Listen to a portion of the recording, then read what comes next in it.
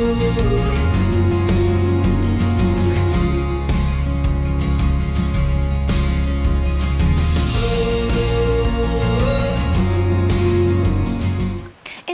u nilqawkom għal-programm ieħor mis-sensiela xi rajt dan l-aħħar li llum sejla għana ma' Lizzie Eldridge. Lizzie kibret fl-Iskozja u għalmet id-drama fir-Renju Unit għal 14-il sena. Qabel ma fl-2008 hija ġiet tgħix Malta biex tiffoka fuq il-karriera artistika tagħha.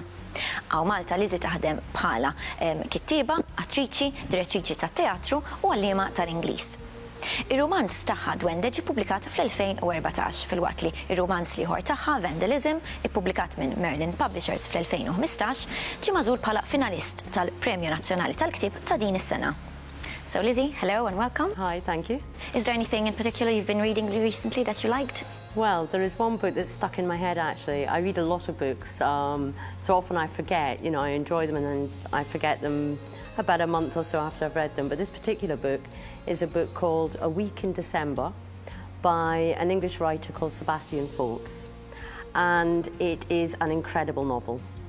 It is set in London in the year 2007. It's called A Week in December, and it is a week in December. It's literally 7 days, okay, and it finishes, I think, on the 22nd of December, so it doesn't capture Christmas, but the build-up. And it is one of those novels that you just kind of say, how did this writer do this? It is incredibly well crafted, but without any sense of artificiality. So basically you have a series of characters and they're interconnected. So you have a barrister lawyer called Gabriel, and the names are kind of important. And he doesn't have a lot of work, but he's just been assigned to a case which involves the driver of a London subway train, and her name is Jenny Fortune, and she's mixed race girl, okay, her background's quite interesting, kind of working class. She loves reading, she devours all kinds of books, but she's not really had a proper education, as it were. So he's been assigned to her case because she was driving the tube train when somebody jumped in front of it, which happened also to be during the Christmas period a year or two ago, whenever. This guy didn't actually die, and his parents, as a consequence, decide to sue the London subway for kind of negligence about health and safety. A bit ironic. I mean, the book is hugely ironic. Irony kind of permeates every page and chapter of this book in a brilliant way. I mean, he's so skillful, Sebastian Faulks, so skillful.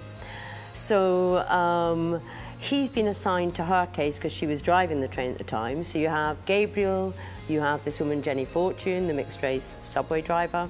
You have the kind of bad, evil villain, a guy called John Veals, who is a hedge fund manager. Do not ask me even what a hedge fund is, because finances go over my head. Bear in mind, this is 2007 that the novel takes place, okay? Which was right at the time of the global economic crisis, okay? Apparently he started writing the book before the crisis, but my goodness, does it come into it. So you've got this guy Veals, the bad guy, and he's a hedge fund manager, big financial guy, millions and millions and millions and millions of pounds. And you have his son, this guy Finn, who's basically smoking dope the whole time, and you have Hassan, who is radicalised, he's just been radicalised, young Muslim guy from Glasgow, my home city. And you have all these subplots going on and these characters interconnecting. Each chapter, there are 7 chapters, so it's 7 days, and the way that he brings the different subplots and together and the characters together is remarkable. One last very short question, Lizzie. So I see you brought an electronic book, so is that the way you've been reading lately?